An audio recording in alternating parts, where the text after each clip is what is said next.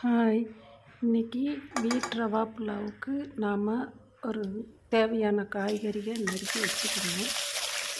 இஞ்சி பூண்டு தட்டி வச்சுக்கணும். அப்புறம் ஒரு கடாயில் நெய் எண்ணெய் ஊற்றி அதில் ஏலக்காய் கிராம்பு பட்டை எல்லாம் போட்டு வெடித்த பிறகு வெங்காயம் பச்சை மிளகாய் தட்டி வச்ச இஞ்சி பூண்டு எல்லாம் போட்டு அதுக்கப்புறம் காய்கறி எல்லாம் போட்டு வதக்கி அதில் 1 டம்ளர் ரவைக்கு 2½ டம்ளர் தண்ணி ஊற்றி மூடி உப்பு தேவையான உப்பு போட்டு கொதிக்க வச்சிடணும். அதுக்கப்புறம் கொதித்த பிறகு நம்ம ரவையை போட்டு மூடி வச்சோன்னா 1 நிமிஷம் கழித்து பார்க்குறப்போ அது வேகிறதுக்கும் ரவை தண்ணி வற்றுறதுக்கும் சரியாக இருக்கும்.